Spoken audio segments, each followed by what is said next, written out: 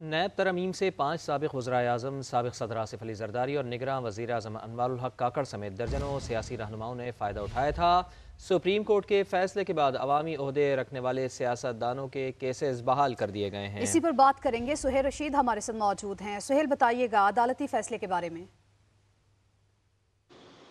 دیکھیں، supreme court کا جو آج کا فیصلہ ہے اس کا خلاصہ یہ نکلتا ہے کہ جو سیاستدان اور عوامی نمائندے بالخصوص جو سابق کچھ وزرائے اعظم گزرے ہیں 5، ان کے اوپر اس کا سب سے پہلے ملبہ گرنا ہے۔ ان کے جو مقدمات اور انکوائریز اور انویسٹیگیشن کی سطح پر ابھی جو کیسز بند ہوئے تھے وہ دوبارہ کھل سکیں گے۔ راجہ پرویز اشرف، نواز شریف، یوسف رضا گیلانی، شہباز شریف کے خلاف بھی یہ کیس کھلنے کا امکان ہے۔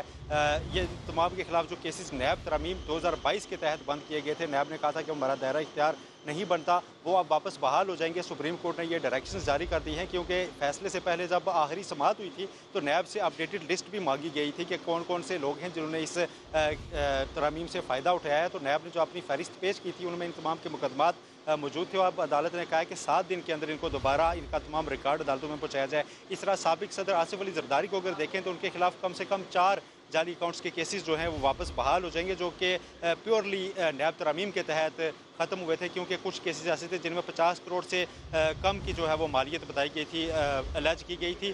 اسی طرح ایک ترمیم یہ بھی تھی کہ جو جہاں کا کیس ہوگا وہیں پہ چلے گا۔ تاہم ابھی تفصیلی فیصلے میں سامنے آئے گا کہ جو باقی ترامیم بچی ہیں ان کے والد سے بھی کچھ ڈائریکشنز دی گئی ہیں یا نہیں، لیکن سپریم کورٹ نے اس حد تک واضح کیا کہ اب 50 کروڑ سے کم پر بھی نیب کا دائرہ اختیار واپس بحال ہو گیا ہے، اور بالخصوص پبلک آفس ہولڈرز کے جو کیسز ہیں وہ واپس ریسٹور کیے جاتے ہیں، جہاں پر بند کیے گئے تھے وہیں سے ان کا آگے شواہد ریکارڈ کرنے کا سلسلہ جاری ہوگا، اور اگر کوئی انکوائری یا انویسٹیگیشن ہے تو اس کو بھی آگے بڑھایا جائے گا، تفتیش مکمل کر کے ریفرنس دائرے کی طرف جایا جائے گا۔ تو اس سے جو زیادہ تر اثرات مرتب ہو رہے ہیں وہ سابق 5 وزرائے اعظم ہیں، اس طرح کچھ وفاقی وزراء سابق گزرے ہیں، ان کے اوپر بھی بالخصوص اسحاق ڈار صاحب، ان کا جو آمدن سے زائد ساسوں کا کیس روک دیا گیا تھا جس پر مزید کارروائی، وہ بھی واپس اب بحال ہو سکے گا۔ یہ سیدھا کیسز ہیں، لیکن اس کی فہرست بہت طویل ہے، 400 سے زیادہ ایسے مقدمات ہیں جو آج کے فیصلے کی روشنی میں واپس بحال ہونے جا رہے ہیں۔